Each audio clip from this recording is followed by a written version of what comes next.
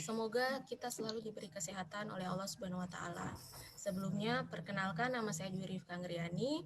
Saya adalah mahasiswa Fakultas Psikologi Universitas Ahmad Dahlan, Yogyakarta. Senang sekali siang hari ini bisa membersamai Bapak dan Ibu. Dan terima kasih juga kepada Ibu Eli dan Ibu Setriani sudah mau menjadi narasumber pada kesempatan kali ini. Mungkin untuk pemateri pertama kita adalah Ibu Setriani, tapi sebelum itu saya akan membacakan CV dari Ibu Setriani sendiri.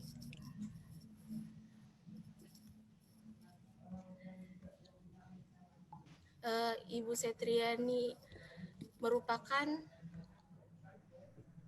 Kaprodi dari Fakultas Psikologi Universitas Muhammadiyah Lampung. Beliau juga adalah psikolog praktek di Amongs Medica, TJ Senang. Dan beliau juga adalah direktur dari PT Anugrah Sabai Mandiri. Pengalaman beliau dari 2004 sampai sekarang begitu banyak, antaranya adalah menjadi asisten psikolog praktek pada tahun 2004 sampai 2008, menjadi dosen Fakultas Psikologi UPI, YPTK Padang, dan Kaprodi Fakultas Psikologi UPI, YTPK Padang. Dan juga ada menjadi psikolog praktek di RSUD Al-Ihsan Bale Endah, psikolog praktek di Klinik Bersalin Sekawang Bandung, dan psikolog praktek di Klinik Medika Antarpari Bandung. Dan sekarang beliau menjadi Kaprodi Fakultas Lampung, dan mungkin itu secara singkat dari CV beliau. Mungkin bisa saya persilakan untuk membawakan materi pertama. Baik, terima kasih Mbak. Saya izin mau share screen ya barangkali ya untuk ininya. Bismillah. Assalamualaikum warahmatullahi wabarakatuh. Selamat siang Bapak dan Ibu. Bu Eli, salam kenal Bu Eli dari Bandar Lampung, Bu. Ya. Kapan-kapan kita mau main ke UAD ya Bu ya. Silakan. Dengan teman-teman, iya. Jadi teman-teman kita di sini banyak yang pengen lanjutnya ke sana buat S2-nya Bu. Amin. Nah, baik, kalau gitu saya izin ya untuk menyampaikan materi Bu. Silakan. Ya.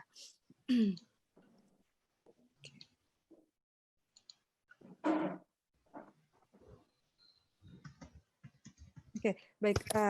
Bismillah. Hari ini kita mungkin nggak lama ya, nggak banyak juga materinya. Saya yakin Bapak dan Ibu pasti sering baca, sering lihat atau sering dengar ya tentang fetish, karena ini sudah menjadi satu hal yang lumrah. Terlebih lagi kalau saya melihatnya setelah ada film 50 atau buku ya 50 Shades of Grey ya, itu buku yang sepertinya menormalkan perilaku-perilaku yang tadinya kita anggap abnormal gitu ya. Baik. Nah, di awal ya fetish sendiri itu asal katanya dari bahasa Portugis ya, yaitu fetisio, yang maknanya adalah terobsesi atau suka terhadap sesuatu. Jadi sebenarnya istilah fetish ini istilahnya ya normal ya, kalau kita suka sesuatu yaitu fetish. Istilah fetish juga dipakai di di ekonomi seperti fetish commodity, kemudian juga digunakan sebagai bentuk ritual keagamaan seseorang, di mana orang meyakini satu benda memiliki kekuatan maha dahsyat sehingganya mereka menyembahnya. Masih ada sih aliran yang seperti itu. Jadi banyak term fetish digunakan. Nah, fetish tadi saya sampaikan dikategorikan normal ya. Karena apa? Karena gini, karena kesukaan kita itu terhadap sesuatu itu lumrah. Misalnya nih kita suka ngelihat rambutnya bagus, bersih, lucu, atau jarinya lucu ya, bagus ya, bersih. Nah, itu masih normal, tapi dikategorikan disorder kalau kesukaan tersebut itu sudah menimbulkan hasrat seksual yang berlebihan ya, dan sudah memunculkan fantasi-fantasi seksual yang membuat orang tersebut sulit untuk bisa berfungsi normal di lingkungannya gitu. Nah, di dalam istilah psikologi sendiri fetish ini masuk dalam kategori parafilia disorder, yaitu kelompok kelainan seksual di mana seseorang itu tertarik atau suka terhadap hal-hal yang tidak ada kaitannya dengan stimulasi genital gitu ya. Oke. Oke. Nah, kalau kita lihat di dalam psikologi sendiri, di sini ada 3 bagian yang berkaitan sama disorder, sexual disorder. Yang pertama ada gender dysphoria, yang kedua ada sexual dysfunction, yang ketiga ada paraphilia. Nah, si fetish ini masuk ke dalam kategori yang ketiga. Kalau kita lihat di kategori pertama, di situ ada gender dysphoria. Kalau Bapak dan Ibu pernah lihat ya keluarga Kim Kardashian, di situ ada suaminya Bruce Jenner yang tadinya suaminya ya, kemudian berganti kelamin jadi perempuan. Jadi orang-orang gender dysphoria ini adalah orang-orang yang merasa jiwanya terperangkap di dalam tubuh yang salah, sehingga dia mencoba untuk mengganti kelaminnya. Nah, kalau dulu sih namanya gender identity disorder ya, tapi kalau sekarang namanya sudah ganti di DSM-5 gender dysphoria. Kemudian ada sexual dysfunction. Jadi sexual dysfunction ini adalah gangguan yang berkaitan sama disfungsi fungsi-fungsi seksual. Kalau perempuan biasanya lebih ke gangguan frigid, tidak mau disentuh gitu ya, jadi kurang ada keterangsangan seksual terhadap stimulasi, sedangkan laki-laki biasanya berkaitan sama keberfungsian katakanlah misalkan seperti ejakulasi dini gitu ya, fungsi erektilnya juga terganggu. Nah, kalau parafilia tadi yang sudah saya sebutkan, ketertarikan pada benda-benda yang di luar dari yang biasanya gitu ya. Nah, sejauh ini untuk parafilia sendiri itu sudah ada bagiannya, jadi sudah terdapat sekitar 549 jenis parafilia dan kemungkinan masih banyak lagi yang lain, tapi ini yang sudah teridentifikasi ya. Nah, di sini ada 6 yang paling banyak yang kita temui. Yang pertama ada fetish yang akan kita bahas, yang kedua ada voyeurism atau exhibitionism, kemudian ada transvestis, ada sexual sadism dan juga masokis, kemudian ada sadistik dan ada pedofilia dan juga incest.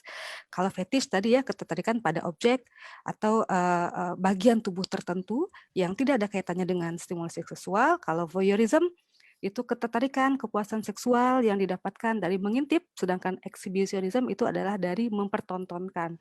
Kalau Bapak dan Ibu pernah dengar ya ada orang yang suka menggesek-gesekkan organ intimnya ya ke orang lain, itu juga masuk kategori exhibitionism. Dan nanti juga dibahas sama Bu Eli tentang swinger juga, sepertinya swinger juga masuk ke sini. Kemudian yang ketiga ada transvestis fetishism, yaitu kepuasan seksual yang didapatkan dari mengenakan pakaian lawan jenis. Jadi biasanya kalau transvestis ini benda seksual yang dipakainya itu tidak cuma satu, tapi ada beberapa. Misalkan pakai wignya lah, bra-nya dan sebagainya. Yang ketiga, seksual sadism dan juga seksual masokis, ketertarikan seksual yang didapatkan dari gitu ya. Kalau sadism dari menyiksa orang lain baik verbal maupun non verbal. Kalau yang masokis ya menerima siksaan baik verbal dan juga non verbal. Kalau kita lihat di sini ada gambarnya ya, itu benda-benda yang dipakai oleh orang-orang yang kategori yang keempat. Kalau Bapak dan Ibu pernah lihat ada istilahnya BDSM gitu ya, bondage, dominan, sadomasokis. Nah, mereka menggunakan benda-benda itu untuk menyiksa diri atau untuk disiksa oleh pasangannya.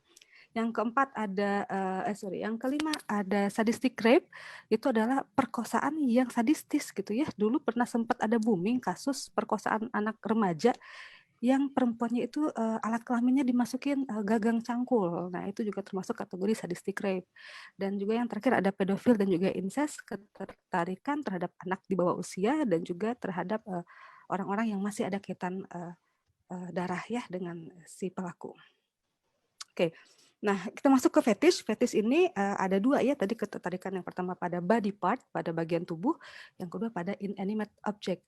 Nah, kalau pada body part itu biasanya pada bagian-bagian tertentu. Misalnya kaki gitu ya. Kemudian jempol kaki gitu. Atau rambut gitu ya. Sedangkan kalau inanimate itu berkaitan dengan ada 2 nih. Ada form fetish dan juga media fetish. Kalau form fetish ini yang benda-benda yang agak keras. Seperti misalkan sepatu. Atau sepatu high heels atau sepatu boots gitu ya. Sedangkan yang media fetish ketertarikan pada benda-benda yang sifatnya lembut gitu ya, seperti sutra, kulit, atau yang kemarin yang gilang ya itu pada kain jarik ya, sepertinya itu masuk ke dalam media fetish. Nah, yang paling tren gitu ya di kalangan fetish ini adalah fetish kaki atau foot fetish. Nah, kita suka aneh ya, mereka teh sukanya apa gitu ya dari ngelihat kaki. Oh, ternyata orang-orang fetish itu sukanya yang pertama dia suka ngelihat kakinya orang itu seperti apa, ukuran kakinya. Ya, dia mendapatkan kepuasan seksual dengan cara memperhatikan keterangsangan seksualnya ya dengan cara memperhatikan kaki, tumit gitu ya, atau jempol kaki. Kemudian mereka juga tertarik, ya, ada juga yang tertarik dengan ukuran kaki atau bentuk kaki, maaf. Bentuk kaki misalnya dengan lengkungan kaki atau kaki yang flat foot ya, mereka suka gitu ya. Ada juga yang suka ya, foot fetish ini sukanya ngelihat aksesoris yang dipakai di kaki, misalnya suka ngelihat kaki yang ada gelangnya atau kaki yang ada cincin gitu ya, yang seperti itu. Kemudian ada juga fetish ini yang suka ngelihat kaki yang dikasih tato, kemudian dikasih warna gitu ya, kemudian yang bersih di pedicure gitu ya. Dan juga ada yang suka mencium atau mengendus kaki gitu ya. Dan juga ada yang mendapatkan kepuasan seksual dengan cara memijat kaki, kemudian menyentuhnya, mencium, kemudian menggelitik, kemudian menghisap dan sebagainya. Nah, ini adalah bentuk-bentuk ketertarikan kepuasan seksual yang didapatkan oleh fetish itu ya, fetishistik ketika melihat objek gitu ya, objek tertentu. Nah, untuk dapat dikategorikan sebagai suatu gangguan di dalam dari DSM-5 ya, di situ harus ada 3 ya, ada 3 syarat yang harus dipenuhi. Jadi kalau tidak ada 3 ini berarti tidak bisa kita kategorikan sebagai gangguan fetis. Yang pertama kategori yang pertama adalah berlangsung lebih kurang 6 bulan. Gitu ya. Jadi kalau cuma 1 bulan barangkali belum ya. Jadi 6 bulan ketertarikannya terhadap yang tadi ya, dia muncul ketertarikan seksual, hasrat seksual dan sebagainya itu terhadap non-living object. Kemudian ketertarikan seksualnya itu mempengaruhi keberfungsiannya di lingkungan. Jadi bagaimana dia dengan tetangga dan sebagainya itu dengan pekerjaannya itu terganggu. Kemudian objeknya memang benar-benar objek di luar dari objek yang dibuat atau diperuntukkan untuk stimulasi seksual ya. Kalau misalkan sukanya pada vibrator ya itu mungkin wajar. Kenapa? Karena vibrator itu memang dibuat untuk menstimulasi gairah seksual seseorang. Jadi ada 3 ya untuk dapat dikategorikan sebagai gangguan itu harus memenuhi kriteria yang ada di sini. Oke. Nah, penyebab fetis sampai sekarang sebenarnya belum dapat belum dapat dipastikan yang mana karena banyak hal yang menyebabkan seseorang mengalami gangguan fetis ini ya. Nah, biasanya sih munculnya ketika pubertas, tapi terkadang fetis juga dapat muncul ketika seseorang itu dewasa. Nah, behavior learning juga. Jadi orang-orang yang pernah menjadi korban atau orang-orang yang terpapar atau melihat ya perilaku fetis ini bisa saja nantinya juga akan melakukan perbuatan yang sama dengan cara meniru di sini ya. Nah, adanya penolakan dari lawan jenis juga dapat menyebabkan seseorang juga nanti muncul perilaku fetis ini. Dan juga ada konsekuensi dari suatu pengalaman traumatis. Traumatis ini bisa saja secara emosional maupun secara fisik. Gitu ya. Oke, untuk terapinya seperti apa? Biasanya sih kalau di psikologi itu pakainya hipnosis ya, kemudian juga ada CBT atau covert desensitisasi, kemudian di farmakologi itu biasanya diberikan obat-obatan yang fungsinya adalah untuk menurunkan kadar hormon testosteron supaya tidak begitu menggebu-gebu lagi sih hasrat seksualnya. Misalnya ya anti-androgen juga bisa diberikan. Nah, oke. Untuk mencegahnya seperti apa? Karena tadi kita lihat penyebabnya juga banyak ya, juga ada faktor lingkungan juga ada. Jadi yang pertama adalah kita bisa cegah dengan ciptakan lingkungan yang peduli dan juga ramah terhadap anak, kemudian lindungi anak dari kekerasan fisik, mental, dan juga seksual, kemudian pendidikan seksual yang sesuai dengan usia juga perlu diperhatikan, supaya apa nanti anak enggak canggung lagi ketika menghadapi hal-hal tersebut. Jadi bisa lebih berani gitu ya menyampaikan keberatannya gitu kalau ada orang yang berusaha untuk mengganggu seperti itu. Oke. Nah, sedikit paling ada tambahannya di sini di psikologi itu ada yang namanya psikologi forensik. Psikologi forensik adalah cabang ilmu psikologi yang mempelajari kognitif, afektif dan juga perilaku dalam kaitannya dengan ranah hukum. Jadi dengan kata lain di sini psikologi forensik itu merupakan titik temu ya antara bidang psikologi dan juga bidang hukum. Organisasi forensik sendiri di sini di Indonesia itu namanya Apsifor. Oke. Nah, untuk kasus Gilang kemarin yang terakhir nih saya baca, saya nggak tahu mungkin ada perkembangan ya, yang bersangkutan itu kena dijerat pasal 27 dan 29 kabarnya gitu ya, tapi di situ memang lebih kepada UU ITE Ya, kalau yang saya baca, ya barangkali ada yang terbaru nih, saya belum cek lagi. Oke. Kalau kita lihat sih di dalam undang-undang sendiri ya yang mengatur tentang penyimpangan seksual dan hukum positif itu ada di pasal 284, 285, 286 dan 287. Hanya kemarin yang terbaru ada rancangan undang-undang mengenai ini ya mengenai ketahanan keluarga, tapi kayaknya masih rancangan ya, belum dijadikan hukum positif ya, masih belum ada lembar hukumnya ya. Jadi mungkin untuk sekarang sih untuk kasus ini karena mungkin saya tidak begitu memahami tentang dari segi hukumnya, barangkali yang bisa saya sampaikan cuman itu ya dari segi hukum. Mungkin nanti kita bisa diskusi lebih lanjut lagi dan juga bisa tanya-tanya juga nih dengan Bu Eli ya. Oke, paling gitu aja ya pemaparannya sedikit tentang fetis. Kalau ada pertanyaan nanti enggak kita bisa sama-sama bahas. Baik, Mbak Moderator, saya kembalikan.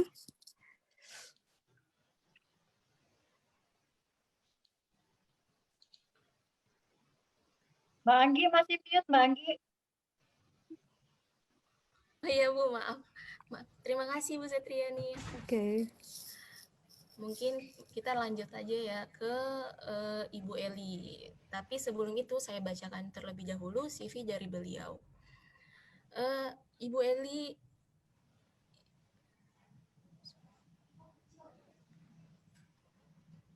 Ibu Eli adalah dekan dari Fakultas Psikologi Universitas Ahmad Dahlan, Yogyakarta.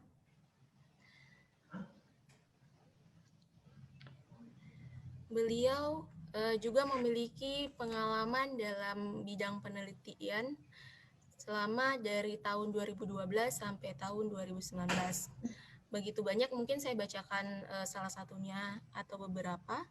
Yang pertama adalah Population Based Survey to Understand Masculine and EPV in 3 province, DKI Jakarta, Central Java, dan Papua.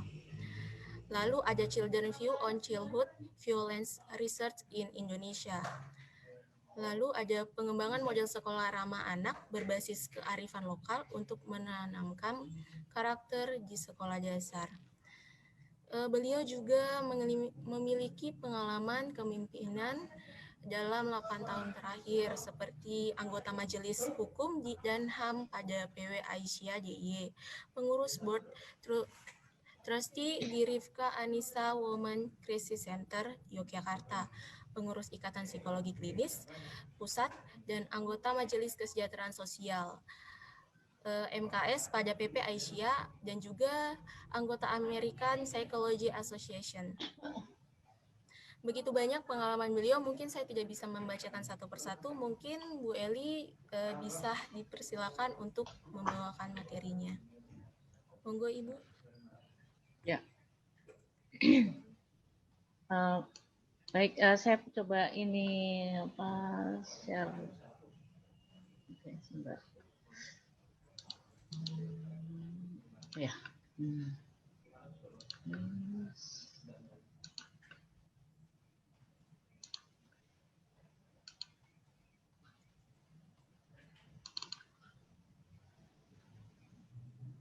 Yang keluar ya. Udah keluar ya, Mbak? Yang keluar WA, Bu. Kok mana WA-nya? Mungkin yang terdepan itu tadi, jadi yang muncul itu, Bu. Iya, sebentar. Kok ini stop sharing? Maaf, aduh ini. Screen share. Loh, belum muncul juga ya? Masih muter-muter, Ibu. Masih WA, Ibu, yang keluar. Aduh, semoga nggak ada masalah ini. Nah, udah keluar ya? Belum? Sampun. Mungkin di format besar, Bu. Ini masih yang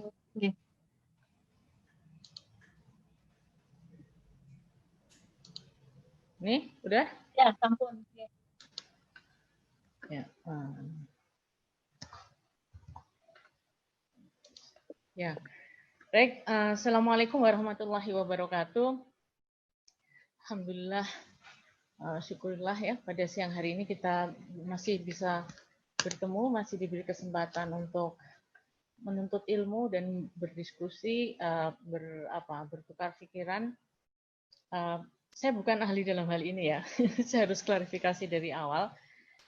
Hanya kira-kira kajian secara psikologisnya seperti apa. Mungkin kalau Dokter Boyke lebih tahu ya. Paling tidak itu figur yang kita kenal sebagai misalnya seksolog. Tetapi baik kita coba kritisi atau kita lihat dari segi psikologisnya, dan mungkin ada nanti akan kita juga lihat karena dua-duanya ini fetish dan swinger yang sekarang ini lagi marak ya, itu kok dua-duanya kok laki ya gitu. Dua-duanya pelakunya itu laki-laki. Apakah ini sebuah kebetulan? Itu yang kita tidak tahu.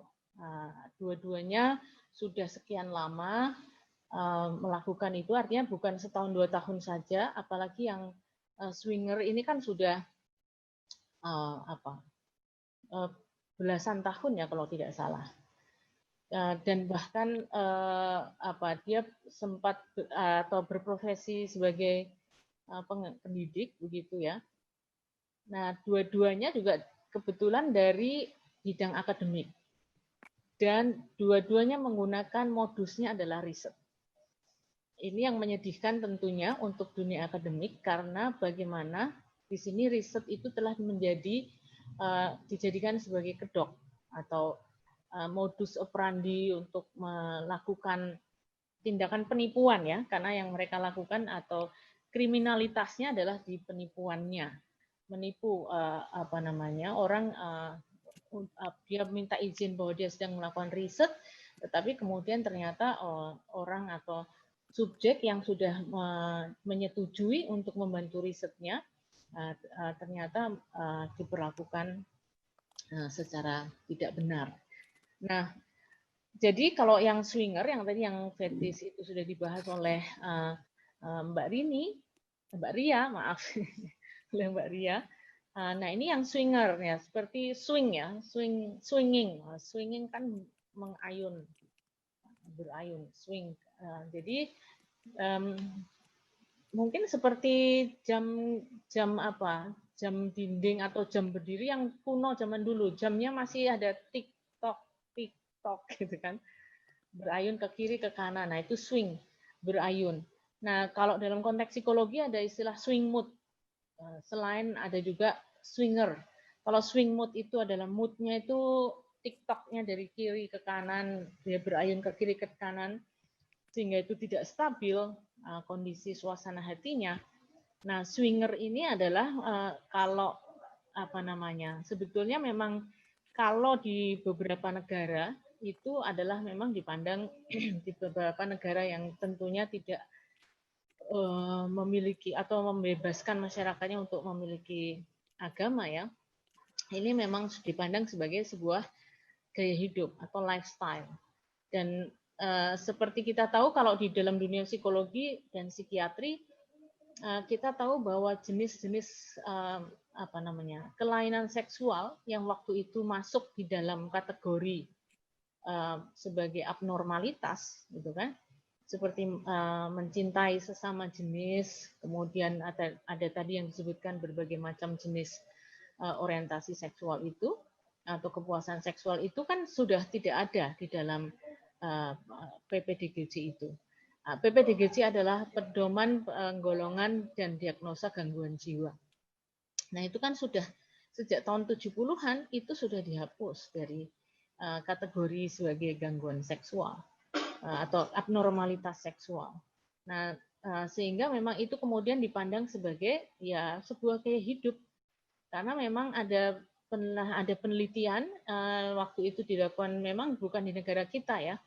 Di negara Amerika pada waktu itu sekitar tahun 70-80 ada penelitian tentang orientasi seksual. Nah, ketika ini risetnya di dalam kampus ya, jadi yang menjadi subjek penelitian itu adalah sekian ribu mahasiswa dan ditanyai tentang orientasi seksual. Kamu tertarik, tertarik secara seksual pada jenis kelamin apa? Laki-laki, perempuan, keduanya dan seterusnya. Nah, ternyata kan memang membentuk kurva normal ya, temuannya kurva normal itu seperti gunung. Jadi kiri kanan ya gitu ya, melengkung gitu. Yang paling banyak adalah yang di tengah-tengah. Nah, yang di tengah-tengah itu kan ternyata yang kiri adalah heteroseksual murni, yang kanan adalah homoseksual murni, yang tengah itu kan biseksual. Jadi artinya apa? Yang paling banyak itu bisa tertarik pada dua jenis kelamin. Nah, tapi ini kita sikapi secara ilmiah ya. Artinya bahwa kalau kita membahasakan dalam bahasa non agamis, yang namanya nafsu itu ya memang liar seperti itu. Bisa bernafsu pada apapun. Maka yang tadi diceritakan oleh Mbak Ria, bagaimana misalnya kaki saja bisa, atau jempol kaki atau jempol tangan itu bisa menimbulkan kegairahan misalnya. Nah, itu sebetulnya menunjukkan betapa sexual drive manusia itu kan memang sesuatu yang oleh sebab itu dalam ajaran agama itu perlu untuk dikendalikan. Ya, jadi kita yang seharusnya menjadi pengendali, bukan kita yang dikendalikan oleh drive kita, tapi kita yang mengendalikan drive seksual kita. Nah, jadi itu normal atau tidak sebetulnya, gitu kan? Nah, maka ketika tadi itu pedoman penggolongan dan diagnosa gangguan jiwa itu diberlakukan secara universal, artinya universal itu adalah baik negara yang memiliki Tuhan maupun tidak, ya, artinya masih menggunakan agama itu sebagai pegangan hidup pada masyarakatnya, itu kan menjadi bermasalah. Karena normal dan tidak normal, normal abnormal itu kan sangat dipengaruhi oleh pemaknaan kultur, pemaknaan normatif. Ya, jadi kesesuaian dengan kultur setempat, kesesuaian dengan norma setempat. Nah, maka ketika sesuatu hal itu dilakukan tidak berangkat dari akar normatif dan kultural setempat, kan itu tidak bisa diterima sebetulnya di tempat yang lain.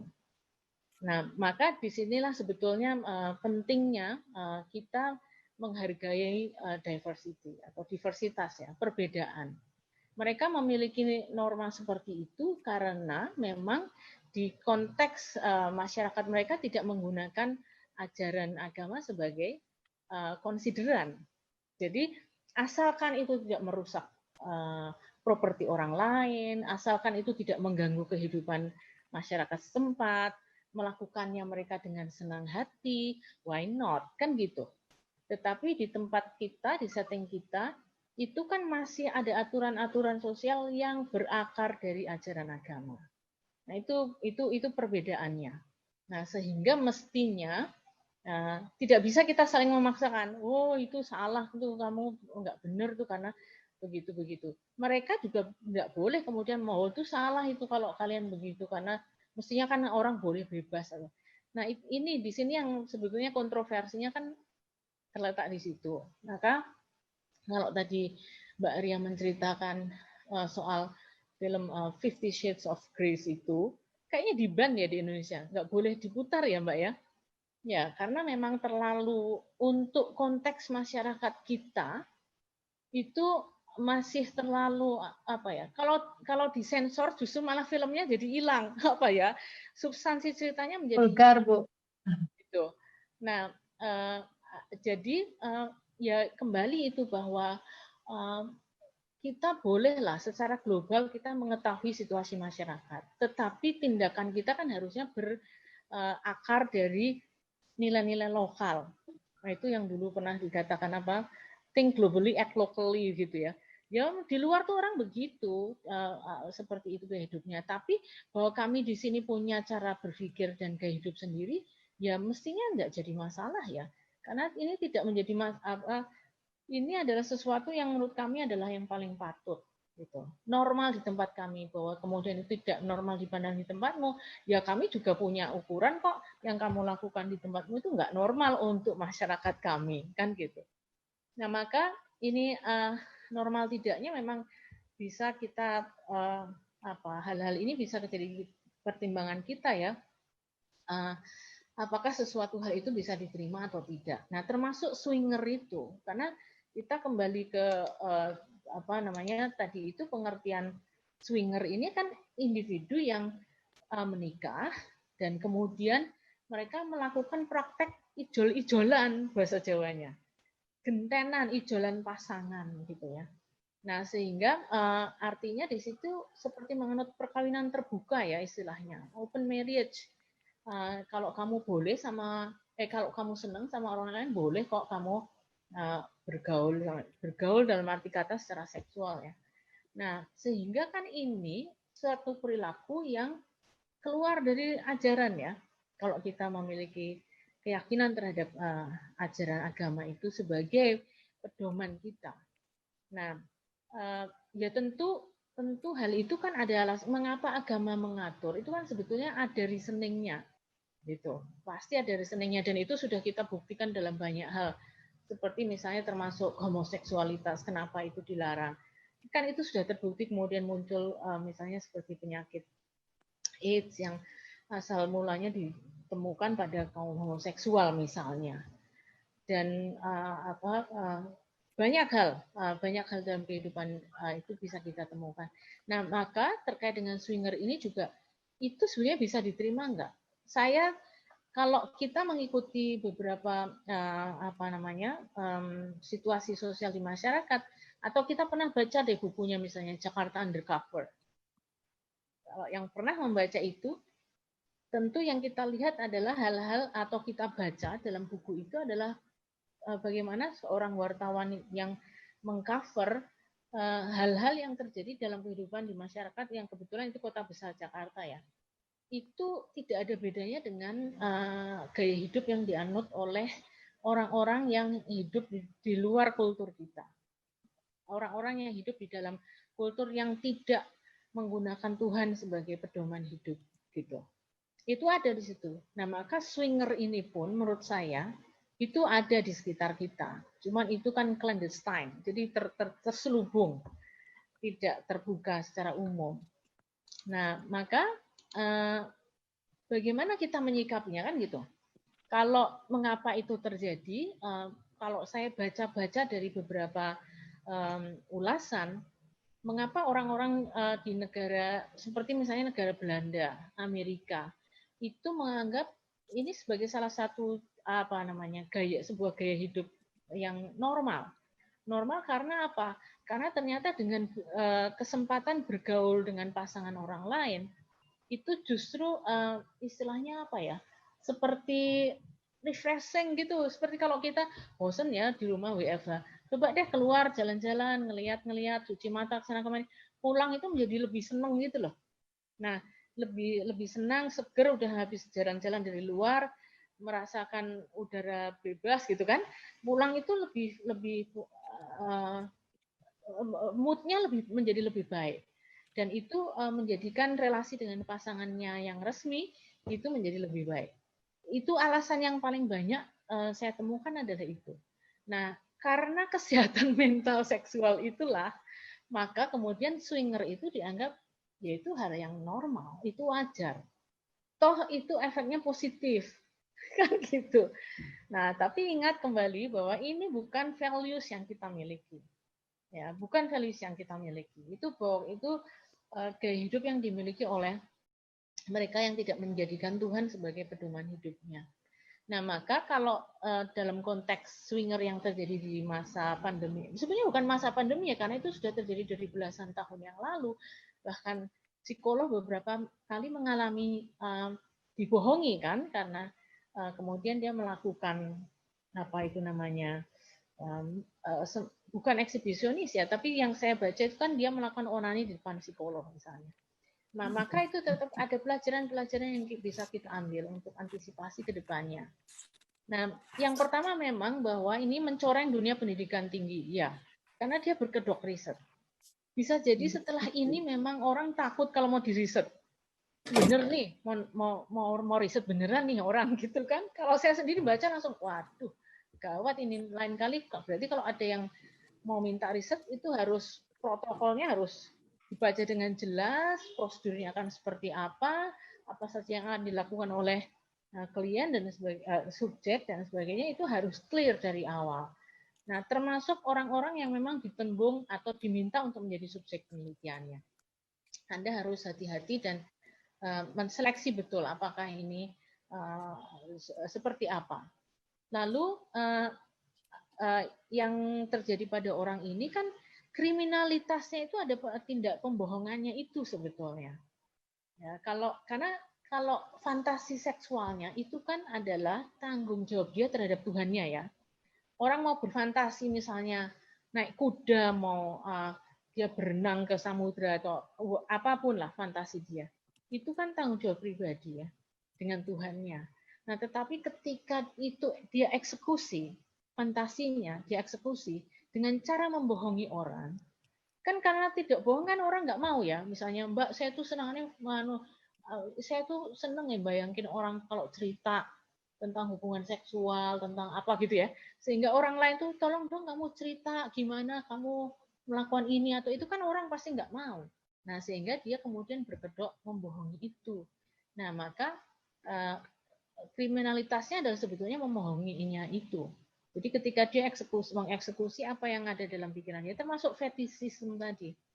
Ketika dia mencarinya browsing di internet, cari mayat, gambar-gambar mayat, itu kan akan berbeda ya eksekusinya dengan seandainya dia meminta orang kemudian dibungkus kayak mayat gitu. Itu yang saya juga heran, sebetapa baiknya memang kita tuh di sini ya. Karena kalau kita riset tuh biasanya response rate atau yang mengembalikan angketnya kepada peneliti itu kan tinggi. Kami pernah riset itu 3.000-an responden, respons rate-nya sampai 80%. Sementara dibanding di negara yang lain dengan riset yang sama, itu yang kembalikan tuh 50% tuh mereka sudah happy sekali penelitinya. Jadi di konteks negara kita itu responden-responden itu sangat positif terhadap dunia riset. Jadi kalau menerima form riset atau menjadi subjek penelitian itu tuh pada baik hati mau. Nah ini saya sedih banget ini dibohongi sama orang-orang ini loh. Jadi benar-benar mencoreng wajah peneliti menurut saya ya. Semoga tidak pada kapok nanti diteliti ini. Nah, kemudian bagaimana lalu kita juga menyikapi? Jadi memang pada saat orang akan meminta kita menjadi respondennya, memang kita sebaiknya berhati-hati. Dan karena ini sekarang kan masa pandemi itu orang menggunakan internet connection ya, koneksi internet. Ya, jadi tatapnya itu tatap maya. Nah, Anda harus memiliki literasi yang tinggi. Kita harus memiliki literasi yang tinggi. Ini orang tujuannya apa? Ngajak ngomong pakai video call, dengan ngajak ngomong hanya call suara, itu kan sudah berbeda. Maka kita jangan mudah-mudah terpengaruh kalau orang mengajak bertemu dan mengadakan video call, kecuali kita memang udah kenal ya sama orang tersebut. Hati-hati, karena belum tentu juga orang di seberang sana yang mengajak kita melakukan video call itu tidak merekam. Hati-hati, mungkin kita direkam. Kan banyak sudah kasus yang pacarnya sendiri ternyata yang merekam dan kemudian memviralkan. Nah itu, jadi benar-benar berhati-hati tentang itu. Termasuk berhati-hati apalagi kita yang memiliki profesi penyedia layanan ya. Karena psikologi itu kan termasuk dalam caring science. Ilmunya itu memberikan care pada orang lain. Nah, ini yang karena saking care-nya kita menjadi tipis ya, kesadaran kita apakah saya ini menolong atau ternyata aku jebule digombali gitu loh, dilecehkan.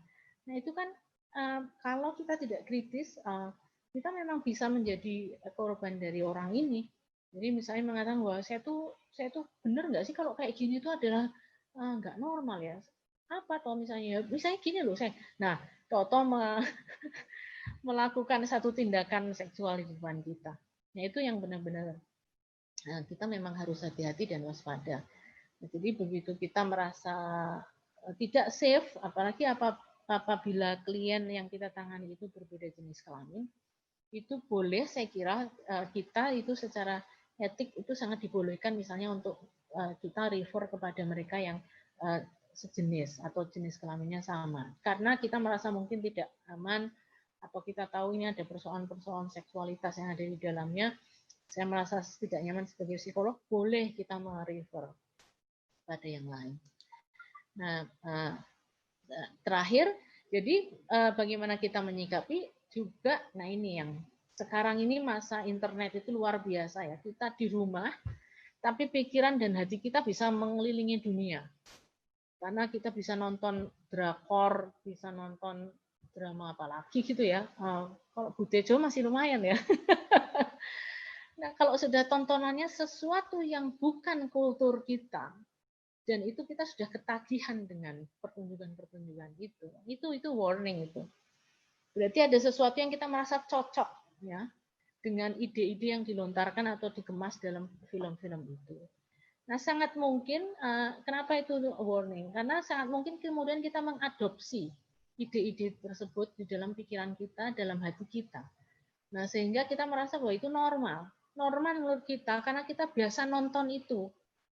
Gitu. Yang itu bukan kultur kita, bukan berangkat dari perilaku yang dituntunkan oleh agama kita. Itu yang harus betul-betul hati-hati, terutama anak muda yang istilahnya masih mencari mana yang paling tepat untuk saya. Jangan-jangan yang paling tepat untuk saya adalah hal-hal yang seperti itu, yang bukan berangkat dari kultur kita. Itu yang paling berbahaya dan kita harus hati-hati. Saya kira itu saja presentasi saya. Mari kita diskusi bersama-sama bagaimana sebaiknya atau bagaimana menyikapi ini semua.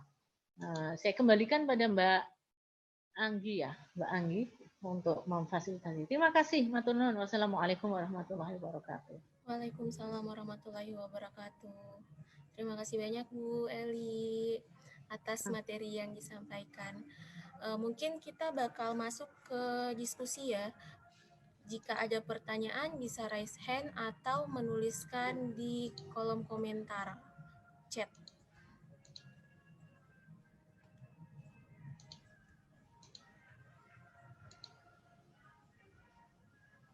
Apakah ada pertanyaan?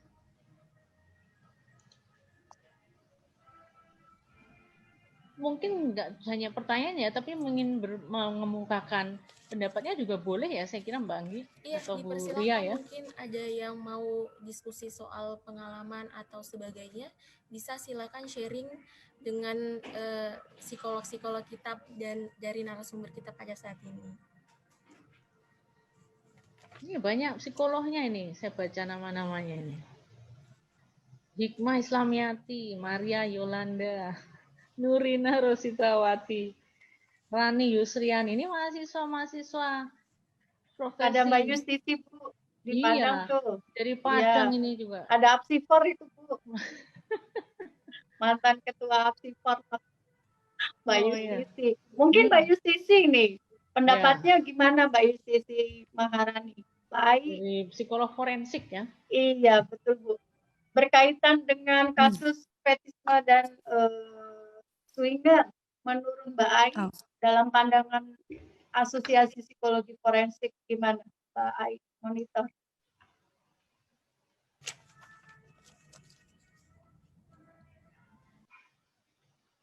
Mbak Ai ini alumni UAD juga, dulu di Magister Profesi Psikolog Klinis, Bu Ria.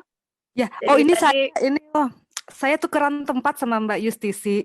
Jadi saya ngejagain Lampung, Mbak Yustisi jagain gitu. Padang. Oh begitu ya? Iya, saya jagain Lampung, gantian kita. Ya, Mbak Yustisi muncul dong. Ya, Ai nih, Ai. Mana wajahmu? Panggilan kesayangannya kalau di kampus dulu Ai ini. Oh, Mbak Ai, iya. Mbak Yustisi, kita menunggu pendapatnya karena setahu saya dulu Mbak Yustisi ini adalah ketua Apsifor untuk wilayah Padang atau Sumatera Barat, yang sekarang digantikan oleh Mas Angga ya. Jadi kurang lebih mungkin dari sisi, walaupun saya pribadi juga mendalami ini, tapi kalau beliau kan artinya sudah sebagai ketua itu artinya sudah sangat mumpuni. Begitu. Mbak Ai monitor.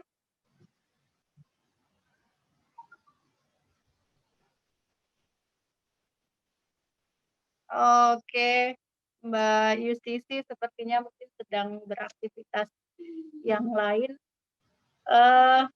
Nah, ini ada Bu Nadiratul Laili juga. Assalamualaikum, Bu. Waalaikumsalam. Bagaimana kabar Gresik, Bu? Dari mana Bu? Gresik.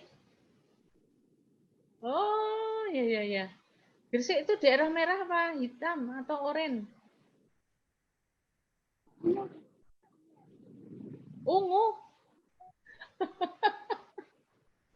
Kok suaranya tidak terdengar gitu? Suaranya nggak dengar. J.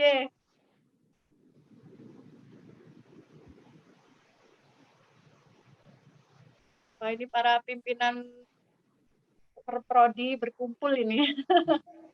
Ada Bu Nadiratu Laili, panggilannya kesayangan sehari-hari sebenarnya Bu Eli juga nggih.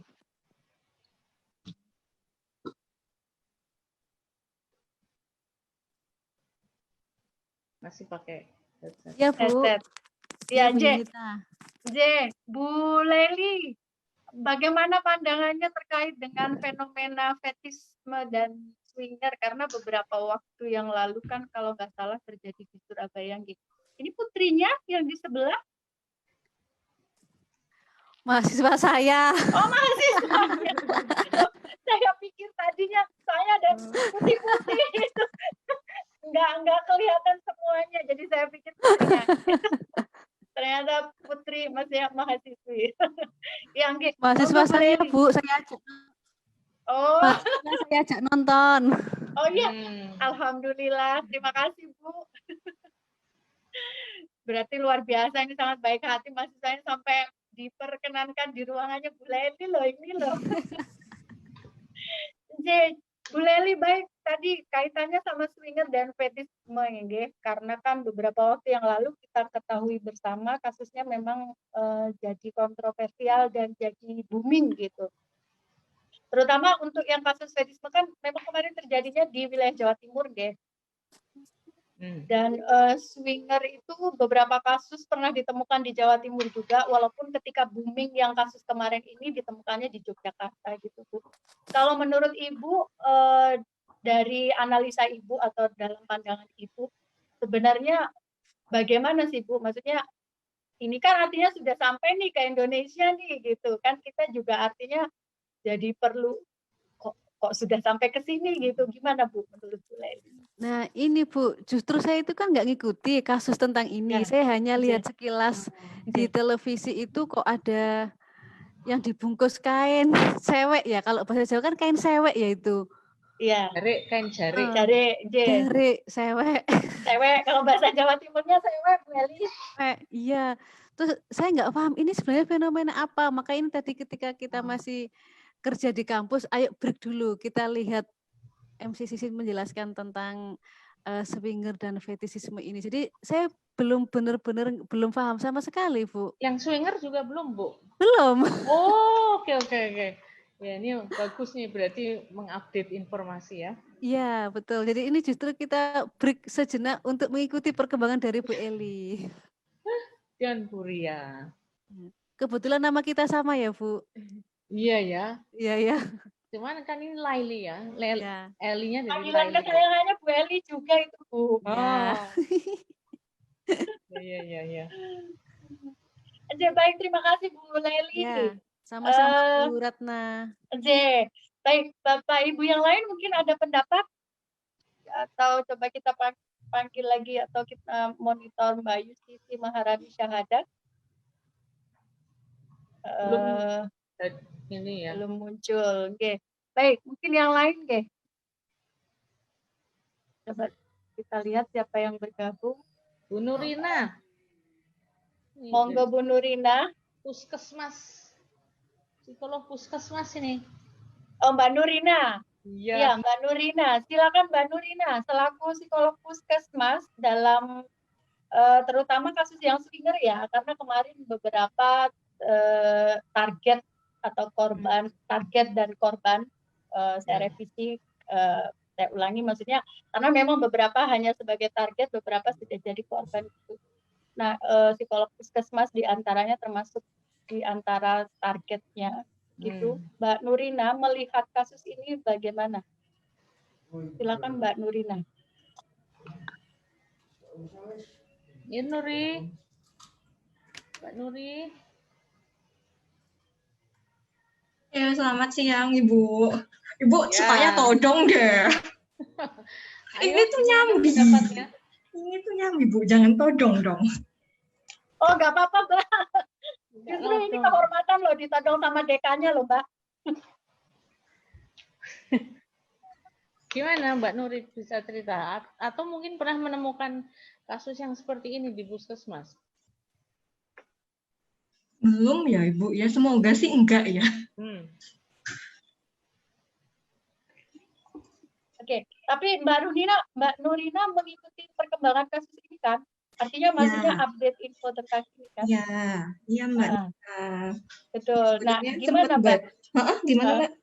Gimana persepsi dan kemudian apa ya artinya analisa Mbak Nurina sendiri karena ini kan kejadiannya juga di Jogja gitu.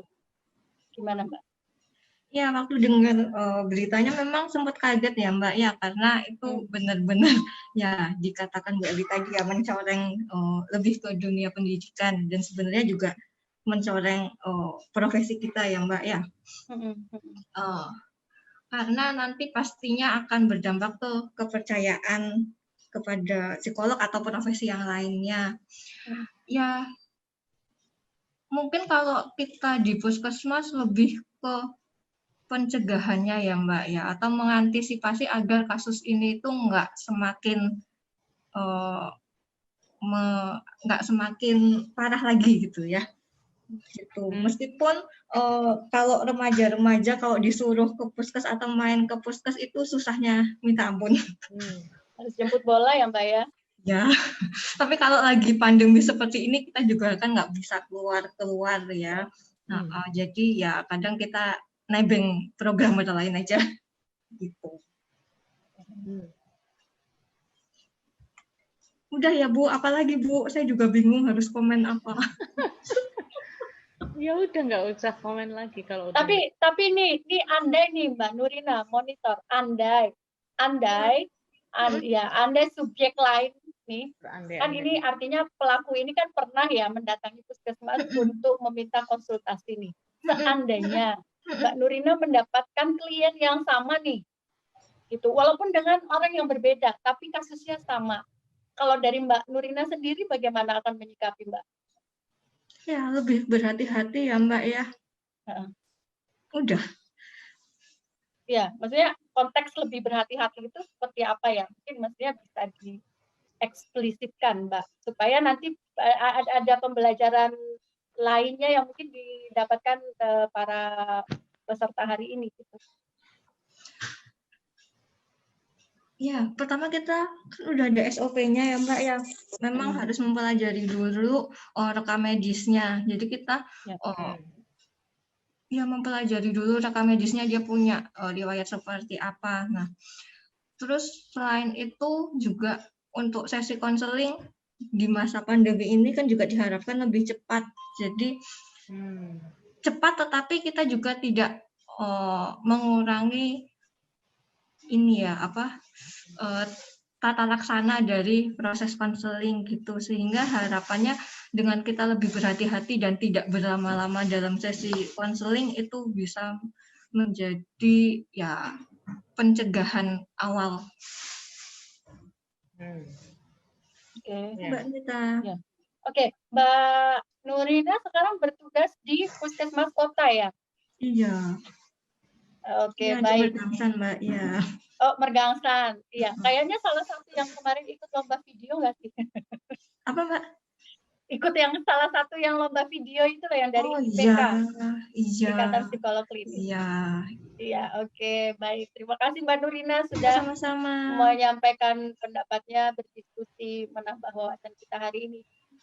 Jadi Bu Eli dan Bu Ria, bahwasanya memang kalau untuk kasus yang di Jogja ini kemarin yang sejauh yang saya ikuti update kasusnya adalah berdasarkan pengakuan dari yang bersangkutan sendiri selaku pelaku ada sekitar 300 target yang coba untuk didekati dari kurun waktu bertahun-tahun ya. Artinya adalah memang tadi betul yang disampaikan Bu Eli, salah satunya memang berkedok dengan penelitian Tapi sebetulnya Bu, sejauh yang saya ikuti juga kasusnya, ini dia tidak hanya modusnya penelitian, tetapi juga tadi konseling gitu ya. Artinya yang bersangkutan juga berkedok bahwa saya ini butuh bantuan, saya ini harus ditolong, saya ini ada dalam kondisi yang secara psikologis sangat buruk atau buruk gitu, sehingga saya perlu untuk segera ditolong.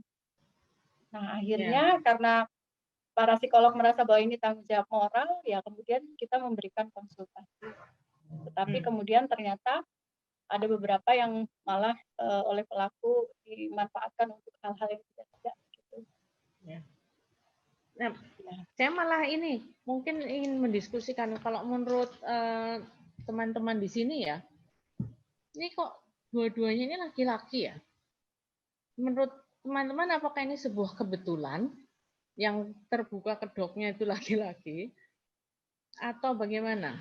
Karena kalau yang swinger kan jelas ya, dia mencari mangsanya adalah perempuan.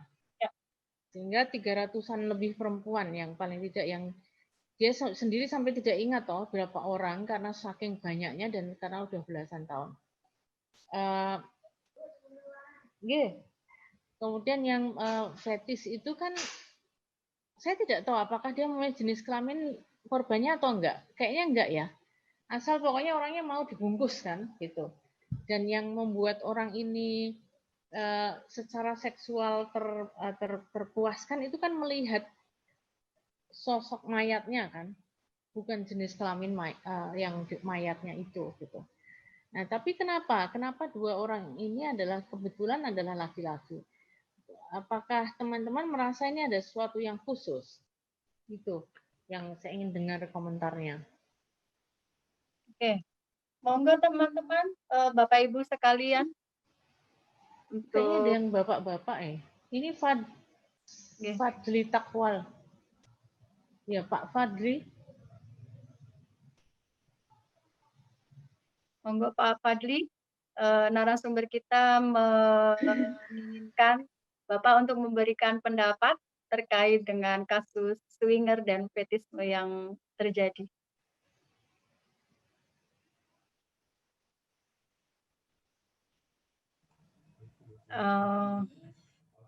Sepertinya dari teman yang lain. Ibu, mungkin saya ada sedikit kemarin sempat lihat berita terkait yang fetis itu soal Gilang. Dari pertama saya lihat beritanya, saya merasakan seperti merinding, kayak cemas, kok ada sih orang yang seperti ini.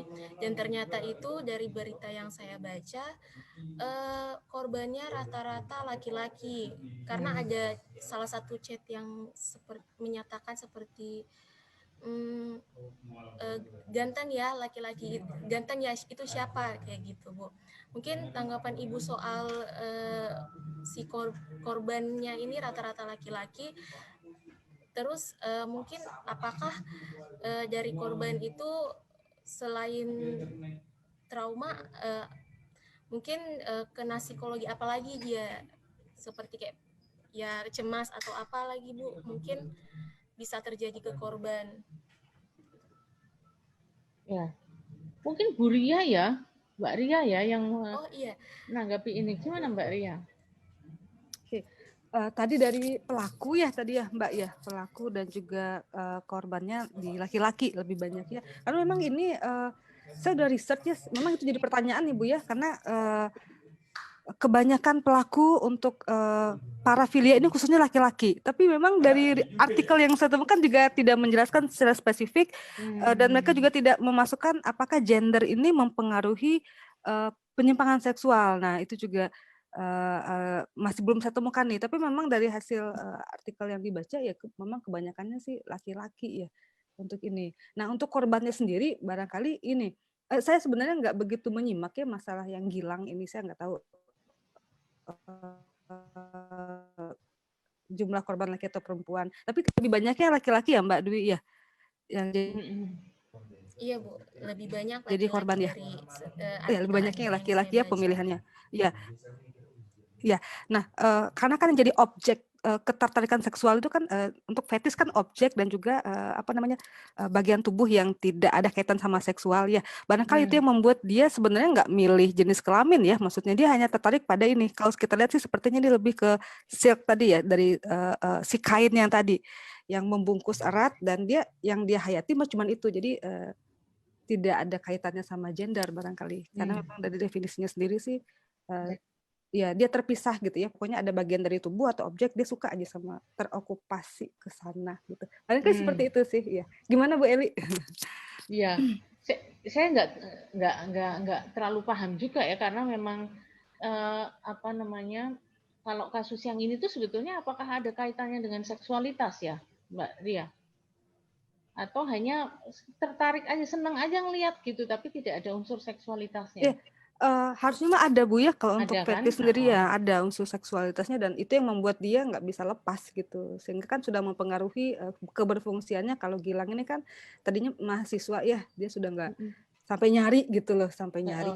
Iya. Udah fantastis. Artinya kan ketika dia melihat sosok mayat yang dibungkus seperti mayat gitu, itu kan yang membuat dia merasa kemudian terangsang kan. Dan ketika orang itu atau subjeknya itu sedang dibungkus itu, kemudian dia kan melakukan aktivitas seksual sendiri kan, gitu kan. Ya, jadi memang ya itu sebuah penyimpangan ya, karena kan harusnya yang namanya seksualitas kan itu terkait dengan satu aktivitas dan instrumen terkait dengan atau bagian-bagian yang tertentu yang memang sifatnya seksual ya. Nah, sehingga ketika atau apabila itu kan menjadi kelainan adalah apabila dia tidak mendapatkan stimulasi yang dia kehendaki, dan itu sifatnya di luar kebiasaan, kelaziman orang pada umumnya, maka itu memang sebuah penyimpangan. Nah, ketika itu masih, yang tadi saya sampaikan kan, ketika itu masih dalam tataran fantasi aja sih kan, itu tidak mengganggu orang lain ya, sampai menipu orang lain misalnya, maka itu tanggung jawab dia dengan Tuhan. Karena kan kalau kita membaca dalam kajian Islam pun, bahkan misalnya kita punya pasangan resmi, tapi ketika kita misalnya bergaul dengan pasangan kita itu, tapi di fantasi kita yang dimunculkan adalah sosok yang lain, itu kan juga sudah sebuah pelanggaran ya, sebenarnya sebuah pelanggaran ada yang kan mengatakan itu zina hati misalnya, yang artinya ada pedomannya gitu. Etikanya tuh harusnya bagaimana toh gitu. Nah, sehingga ketika di luar itu kan itu menjadi sebuah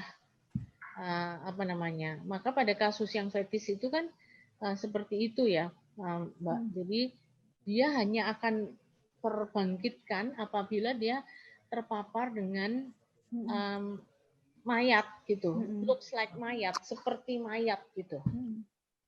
Itu ya saya juga nggak bisa membayangkan orangnya itu kalau orang mau diriset itu kan ada inform konsennya gitu loh. Saya nggak bisa membayangkan ini mas-masnya itu di inform konsen tuh dia sedang meneliti tentang membungkus. Tapi kemudian dia dibungkus sendiri. Saya membayangkan kalau saya dibungkus gitu, apa bisa nafas ya? Sedih banget saya mesti. Iya kan? Itu kan bungkusnya rapat sekali dan rapi kayak bedong bayi itu loh. Kalau orang Jawa bilang, bayi di bedong. Waduh, luar biasa. Pasti dia bagus sekali nih. Kemampuan persuasinya ya, mungkin ya. Seperti juga yang swinger ini kan kemampuan persuasinya pasti bagus. Ya, saya rasa ada hubungannya Bu, karena kalau untuk yang kasus swinger itu ya kita bayangkan saja, walaupun dia gambling juga ya Bu, dengan 300 target tadi itu. Tapi kan kalau yang kemarin sudah sampai Mesya bercerita pernah dikontak kemudian ada pembicaraan lebih lanjut, itu kan hampir 60-70-an orang itu ada yang sampai speak up gitu loh Bu. Nah, kalau kita lihat itu kan berarti yang si pelaku ini memang punya kemampuan berkomunikasi yang baik, dan kemudian mungkin dia dibungkus juga dengan kemampuan akademisnya yang baik juga gitu, karena sampai sekarang pun itu kan siapapun itu akan melihat misalnya lulusan mana, kemudian sampai strata berapa, dan bagaimana kemampuan dia juga untuk menulis, itu saya rasa menjadi salah satu nilai tawar dari si pelaku ini. Karena kalau menurut informasi yang saya dapatkan, pelaku ini banyak publikasinya, bahkan diminta oleh salah satu universitas swasta di Yogyakarta oleh rektornya sendiri, gitu, sebelum rektornya tahu tentang hal ini. Gitu. Itu meminta kepada si pelaku untuk menjadi semacam pemberi materi untuk karya tulis gitu.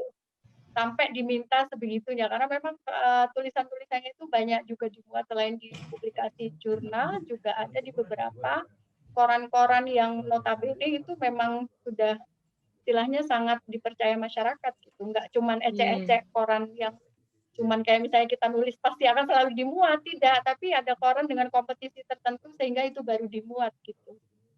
Jadi saya rasa itu jadi nilai tawar juga, sehingga mereka-mereka yang akhirnya bukan hanya sebagai target tapi juga korban tidak menyangka bahwa sebetulnya si pelaku ini OTW melakukan niatnya gitu. Karena tadi menarik ya, kemampuan persuasif ya. Nah, pernah sih saya baca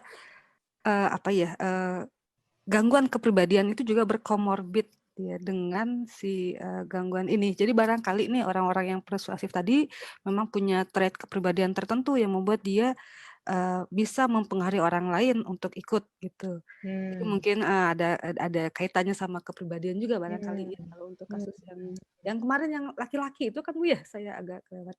Ya. Yang laki-laki kemarin ya. Ini dua-duanya laki-laki nih. Oh iya. Yang swinger ini swinger itu kan juga laki-laki. Jadi ini termasuk laki-laki yang extraordinary karena punya kemampuan verbal yang bagus. Betul. Untuk mempersuasi. Yang psikolog juga kena ya jadinya ya. Iya. Tapi ya itu karena by proses tadi ya, misalnya yang bersangkutan kan memang pelaku ini punya nilai tawar yang tinggi tadi. Jadi kalau datang ke psikolog kan ngakunya memang bermasalah, punya masalah dengan dirinya gitu, sehingga kita kan dalam ilmu konseling itu kita punya kewajiban untuk membantu gitu ya, dan kita sama sekali tidak menyangka kalau ternyata si pelaku ini sedang mau menjalankan misinya gitu dalam tanda kutip, tanpa kita duga gitu, karena bagi persepsinya psikolog sendiri kan ini kaitannya ranahnya masih membantu gitu. Nah, kalau yang berkedok penelitian tadi mungkin dalam kerangkanya teman-teman lain yang merasa bahwa ini adalah ranah penelitian tadi, ya mereka merasa bahwa ini suatu penelitian yang kalau memang kita ingin memajukan karya publikasi tadi kan artinya juga perlu saling membantu gitu ya. Jadi kan nilai tawarnya itu tingginya di situ gitu. Dan ini kabarnya juga seniornya juga ya Mbak ya. Si Gilang ini lebih ke junior-juniornya gitu yang diminta untuk jadi responden ya. Iya. Ya, kalau yang pada kasus swinger kan sebetulnya tidak hanya senior tapi juga junior ada yang jadi target profesional kayak psikolog, kemudian orang-orang wanita-wanita yang bekerja saya kira yang jadi sasarannya. Gitu. Sejauh yang saya tahu tidak hanya yang bekerja Ibu, tapi juga mahasiswa. Mahasiswa yang sedang melaksanakan praktek kerja profesi. Ya.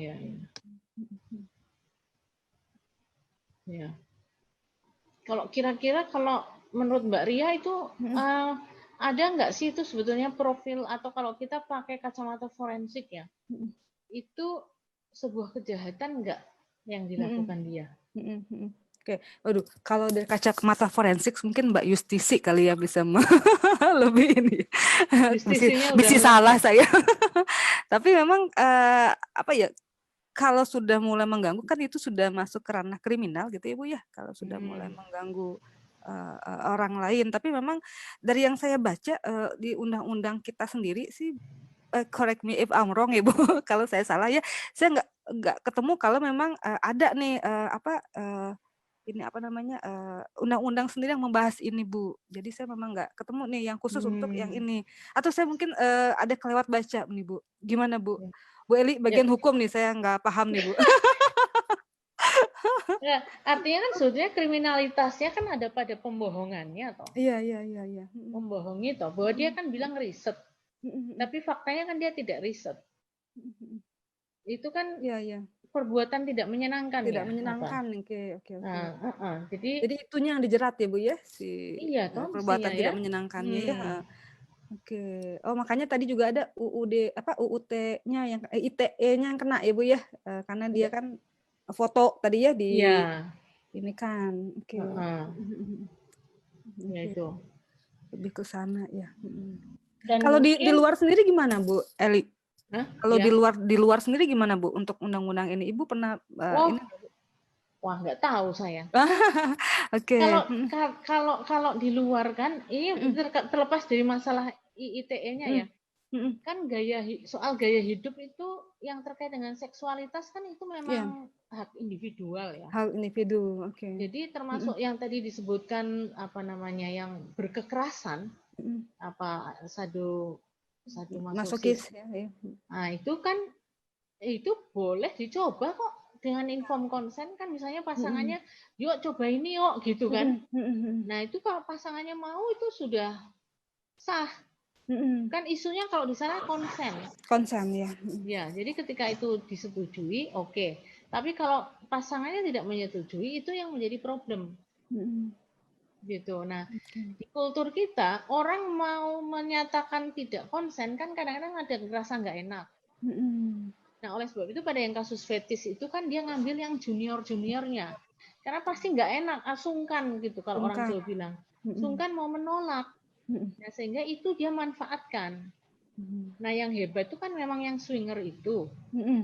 Artinya hebat arti kata sukses membohongi sekian banyak orang yang berdaya ya. Itu kan karena apa namanya? Sampai psikolog. Itu menurut saya itu dikelabui mentah-mentah itu. Gitu.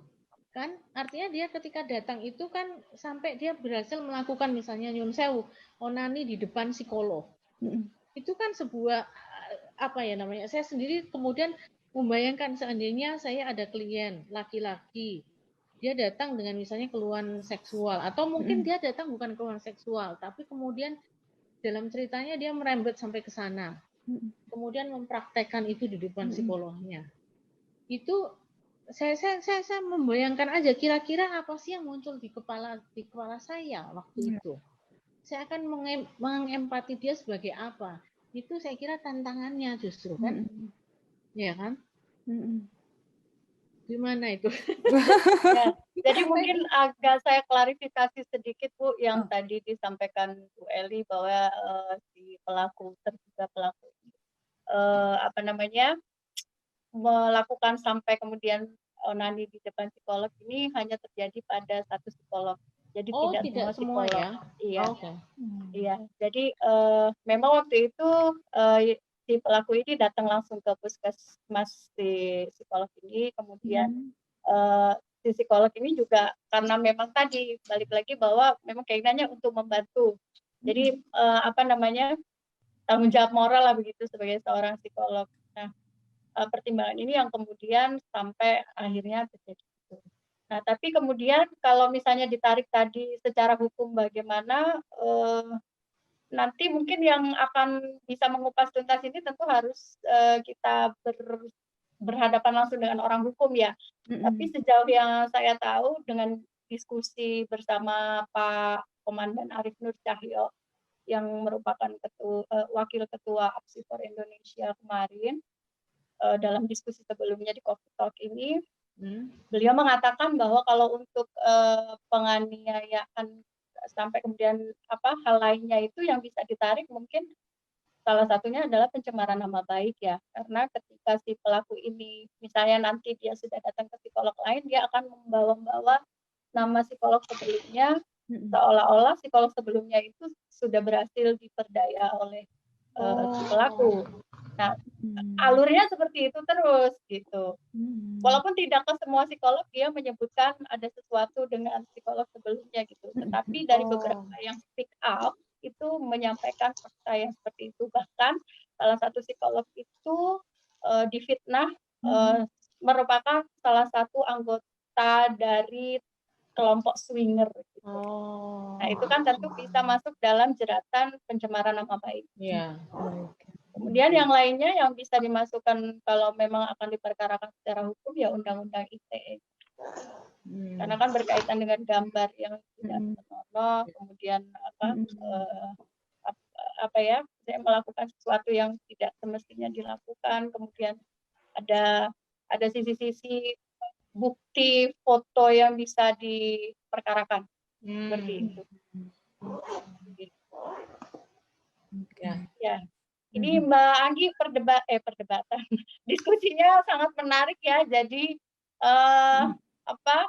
saya selaku MC jadi pengen ikut berkomentar juga karena kebetulan terkait dengan ketugasan dan dulu sempat ada di ranah puskesmas dulu sama-sama bersama Mbak Nurina tadi ada di psikolog puskesmas. Jadi memang banyak sekali hal yang terjadi gitu ya, yang itu bisa diangkat untuk didiskusikan. Dan saya mau menyampaikan sedikit terkait dengan kenapa kasus ini kita beri judul kemarin selama masa pandemi COVID. Kasusnya ini memang boomingnya begitu Bu Eli. Walaupun terjadinya mungkin udah lama ya, beberapa kurun waktu, berapa tahun yang lalu. Tapi boomingnya itu baru kemarin karena ada yang mengawali untuk speak up dan kemudian yang lain merasa bisa bersuara juga. Dan biasanya kalau kasus yang terjadi pada perempuan begitu ya, kita mau ngomong itu rasanya gimana gitu. Nah nanti ketika sudah ada yang ngomong kita baru berani bersuarakan. Ya. Dan memang masa pandemi ini kan lebih banyak orang menggunakan jalur internet ya. Ya. Sehingga mungkin browsing apa gitu menjadi lebih mudah atau lebih nampak gitu loh. Ya, karena kan kejahatan sekarang itu juga banyak ya. Saya kira kejahatan berbasis internet, termasuk cyber stalking, cyberbullying, itu juga harus diwaspadai. Ya, banyak orang mencari teman melalui dunia maya. Jadi tatap mayanya tidak hanya di perkuliahan, tapi karena mengatasi social distancing, kemudian orang berkomunikasi lewat dunia maya ini yang bahaya. Ya.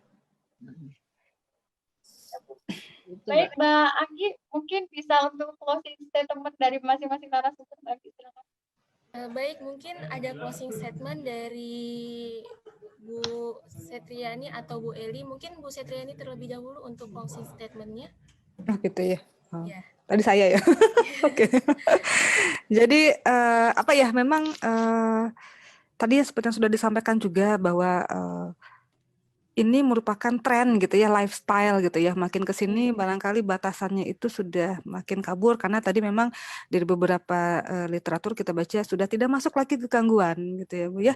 Jadi memang barangkali memang memperkuat ketahanan di rumah ya, keluarga itu penting sekali, menjaga kesehatan mental dari kecil gitu ya, untuk supaya tidak gampang terpengaruh karena makin ke sini era digital internet itu sangat luar biasa pengaruhnya. Paling ini saya sih mau menekankan pada pentingnya peranan keluarga nih untuk mencegah berkembangnya ya berbagai macam gangguan ini khususnya di Indonesia. Tapi alhamdulillahnya kita punya pagar di agama ya. Semoga pendidikan agama juga dapat porsi yang sama nih dengan pendidikan umum. Paling itu sih dari saya. Terima kasih. Oke, baik, terima kasih Ibu. Mungkin selanjutnya Bu Eli silakan untuk closing statement-nya. Ya. Ya sama sih saya kira dengan yang disampaikan Mbak Ria ya. Ini mari kita nikmati masa kehidupan, masa pandemi ini ya. Dalam arti kata menikmati itu ya tetap melakukan banyak hal yang positif dan walaupun memang sekarang segala sesuatunya itu fasilitasi menggunakan jalur-jalur internet ya, sehingga yang macet itu sekarang bukan jalan raya tapi jalur internet. Nah, maka semoga kita bisa menyikapi dengan bijaksana gitu, bagaimana menggunakan internet ini, karena saya kira bukan semua ya, tapi saya kira pergaulan kita dengan dunia internet yang itu kita bisa mengakses apa saja itu bisa mempengaruhi pola berpikir kita gitu. Nah, sehingga kita bisa, kalau sebisa mungkin kita berhati-hati dalam mencegah terpengaruhnya kita, karena sekarang kan yang sedang tren tuh influencer, jadi memang sengaja dipengaruhi, kita tuh sedang sengaja dipengaruhi untuk ini dan itu misalnya ya. Nah itu, jadi bagaimana kita bisa menangkal hal-hal yang sebetulnya bukan berakar dari kita, tapi karena kita biasa mengakses itu sehingga akhirnya kita kehilangan sensitivitas. Apakah ini sesuatu yang perlu saya pertahankan dan sampai saya internalisasi sebagai nilai saya, atau cukup itu cuma tontonan aja selesai, TV atau begitu pertunjukan selesai maka selesai, tidak kita adopsi itu sebagai nilai-nilai. Saya kira itu yang penting, dan tetap hati-hati dan waspada karena predator ada di mana-mana. Gitu. Makasih Mbak Anggi. Mbak Ya, Nita. baik Ibu, terima kasih banyak. Mungkin saya akan menyimpulkan sedikit dari hasil diskusi kita hari ini.